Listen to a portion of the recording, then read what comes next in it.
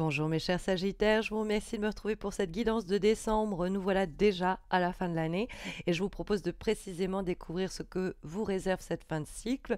Pour pas mal d'entre vous, ce sera plutôt le début d'un cycle, hein. Vous célébrerez votre anniversaire en décembre. Je vous souhaite le meilleur pour cette nouvelle phase que vous démarrez, le plus d'épanouissement possible. Et si d'ailleurs vous avez une question personnelle à propos de cette fin d'année, sachez qu'un concours s'organise ce mois-ci pour permettre à deux d'entre vous de remporter une consultation privée avec moi. Il y aura donc deux gagnants et deux tirages en croix à gagner. Pour participer au concours, il vous suffit de vous abonner à ma chaîne et de liker cette vidéo d'une part. Et soit vous pouvez commenter cet horoscope en m'expliquant comment il résonne ce mois-ci en vous. Et un de ces commentaires sera sélectionné et remportera un des deux tirages personnalisés à gagner. Ou alors, vous pouvez toujours en commentaire de cet horoscope m'indiquer le réseau social sur lequel vous me suivez, que ce soit Insta et ou Facebook, et votre pseudo si vous en avez un. Et un de ces commentaires sera sélectionné et remportera donc l'autre tirage en croix. Il y a d'ailleurs moins de personnes qui participent de cette façon, donc plus de chances de gagner. À ce sujet, n'oubliez pas que vous pouvez me retrouver chaque semaine pour des guidances hebdomadaires, donc sur Facebook et sur Insta, dont vous avez les liens en descriptif de cette vidéo. En plus de cela, je ne suis pas loin de dépasser les 2000 abonnés sur Insta, donc je fêterai cela avec un joli concours, une raison de plus de m'y retrouver. On va se recentrer à présent autour de ces énergies de cette fin d'année, mes chers Sagittaires, avec en direction pour le mois la lame majeure du diable. Alors, elle peut quelquefois être inquiétante parce que c'est vrai qu'elle peut faire référence, si vous voulez, à des situations autour desquelles on développe une forme d'addiction, quelque chose peut-être même un peu d'obsessionnel, mais c'est aussi une carte qui illustre la passion, le feu, l'intensité, hein, et le désir. Donc c'est vrai que pour les personnes qui auraient envie que les choses un petit peu s'accélèrent ou un petit peu se réchauffent, le diable est bienvenu. Vous avez dans la carte du diable une allusion aussi à l'aspect économique et matériel, hein, l'aspect financier. Hein, ce qu'on trouve aussi, et ce qu'on trouvait beaucoup dans votre tirage du mois dernier, mais ce qu'on trouve ici également, dans la présence du roi de denier. Hein, le roi de denier, il est en rapport avec les petites pièces d'or, donc que vous aviez beaucoup en novembre. Donc ça peut être l'idée que vous allez avoir une capacité d'enrichissement, d'amélioration de vos revenus, mais à la condition que vous vous montriez vous-même stratège. Et ça peut être d'ailleurs un cas de conscience. C'est-à-dire que vous avez une façon de vous enrichir, vous avez une personne qui vient mettre du feu et de l'intensité dans votre existence, mais ça suscite des problèmes de conscience. Est-ce que vous éprouvez de la culpabilité parce que c'est rentable mais ça ne correspond pas à vos valeurs, ou parce que cette personne elle est en couple et ça ne répond pas à vos attentes ni à vos valeurs non plus, ou vous êtes vous-même en relation et donc ça suscite beaucoup de dualité, cette attirance que le diable semble indiquer de mutuelle.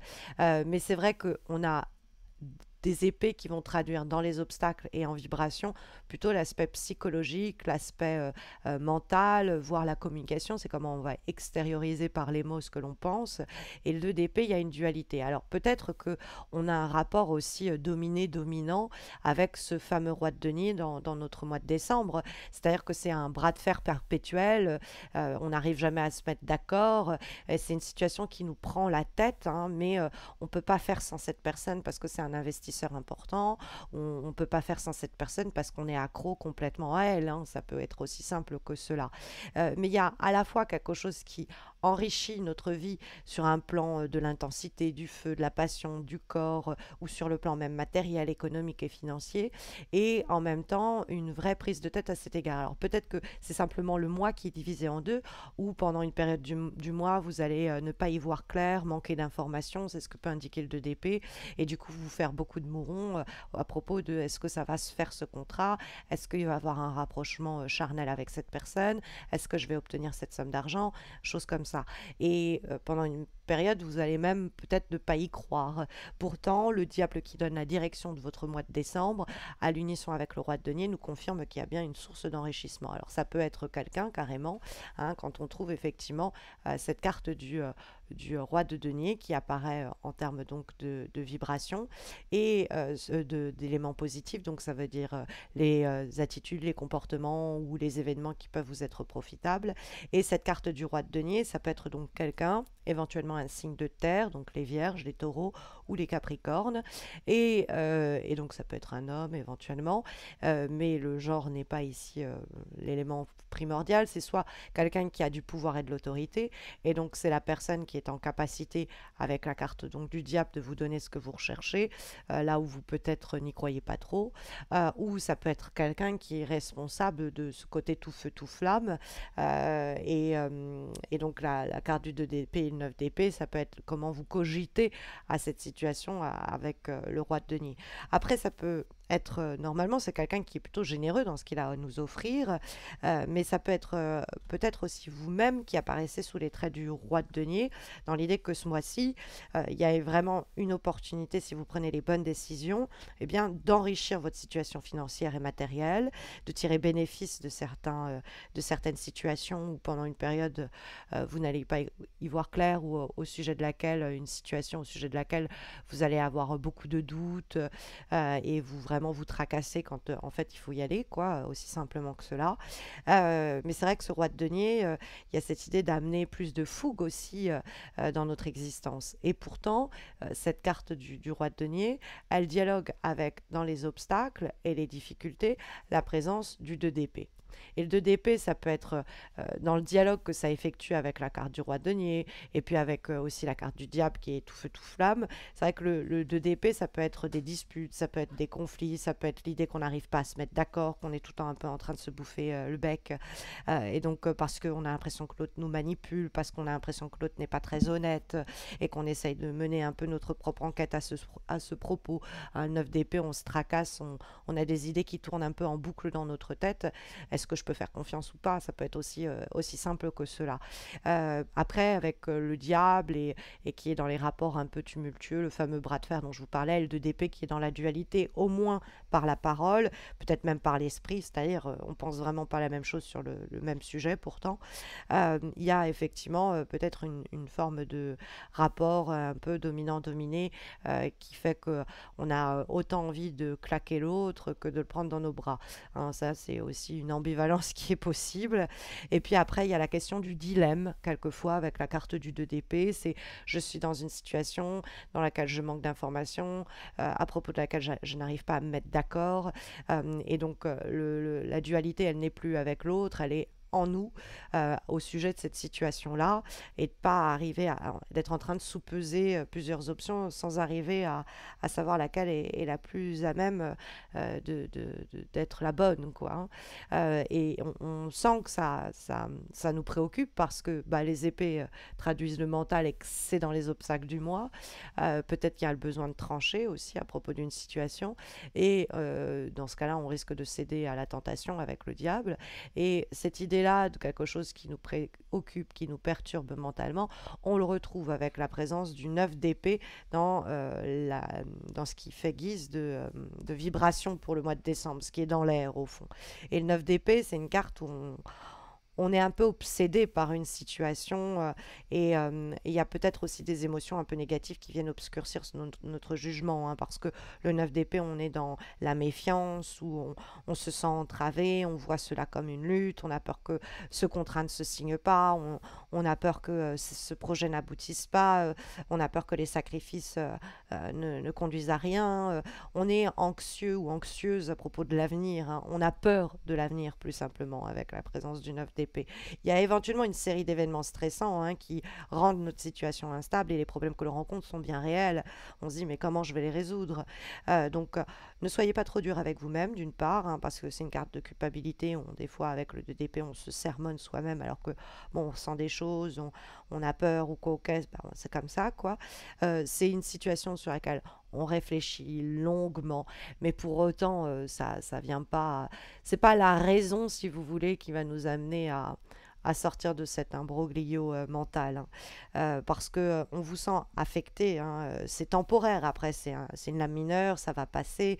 On s'inquiète, mais bon, ça résout pas grand-chose. On est peut-être dans une situation où on est un peu timide ou on ne sait pas si on peut faire de notre mieux. Bon, tout cela, toutes ces peurs, toutes ces inquiétudes, elles peuvent nous immobiliser et déformer notre perspective de la réalité. Donc c'est un temps peut-être où il faut un peu se recentrer sur ce que l'on ressent vraiment et peut-être aussi qu'il y a une période où on est tout simplement abattu parce qu'on ne voit pas les choses venir, qu'on pense que ça ne va pas se faire, alors qu'en réalité, l'argent va tomber, le contrat va être obtenu, le rapprochement va se faire.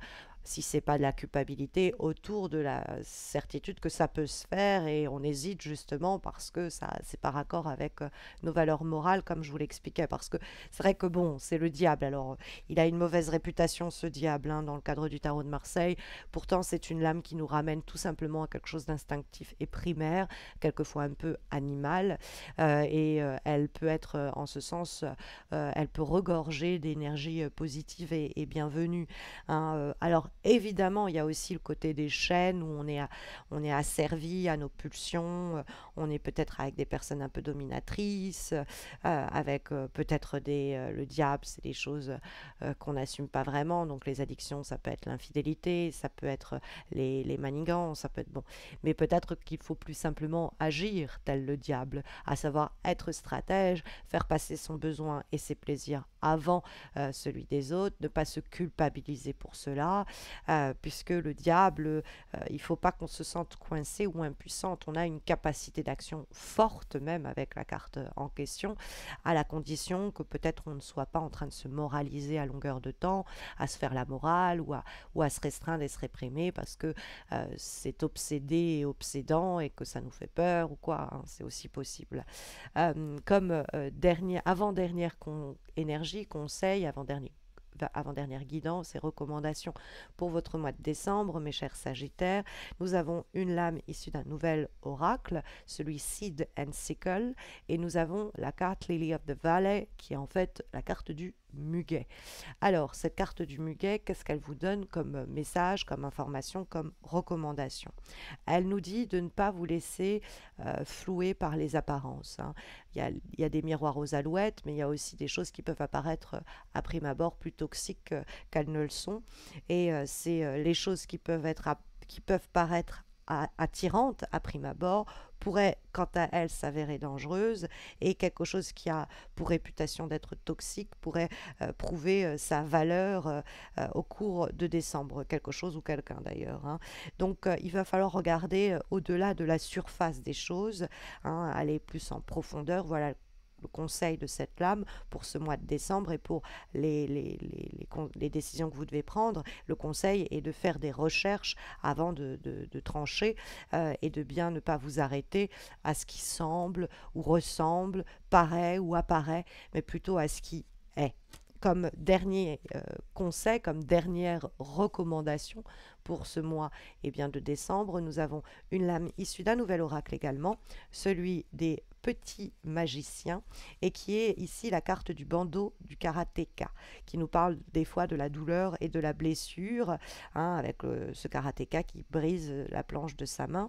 C'est une mémoire en lien avec votre corps physique qui peut vous bloquer au cours de décembre. Cela peut être une chute, une blessure ou un coup reçu qui vous a impacté plus que vous ne l'auriez pensé. Alors il faut le prendre aussi de façon métaphorique, hein, c'est-à-dire des coups, des blessures que vous avez reçues émotionnellement et dont vous pouvez en décembre vous libérer aussi le corps de ces expériences négatives en lui donnant donc un coup de pouce. Voilà les conseils et recommandations que les lames vous délivrent pour naviguer, mes chers Sagittaires, au cours des prochaines semaines, en espérant que ça saura au mieux vous accompagner.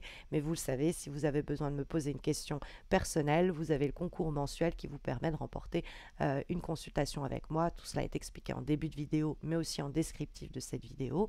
Et puis si jamais vous avez besoin d'une consultation privée, d'un tirage personnalisé, ou même de vous former au tarot de Marseille, n'hésitez pas à consulter mon site qui est indiqué aussi en description de cette vidéo. Je vous souhaite à tous et à toutes de très belles semaines à venir. Je vous retrouve avant les fêtes de fin d'année, que je vous souhaite bonnes tout de même, pour les horoscopes notamment de janvier, mais je vous prépare d'autres guidances et vidéos surprises. Voilà, d'ici là mes chers Sagittaires, un très bon anniversaire à beaucoup d'entre vous et prenez bien soin de vous et à très bientôt j'espère.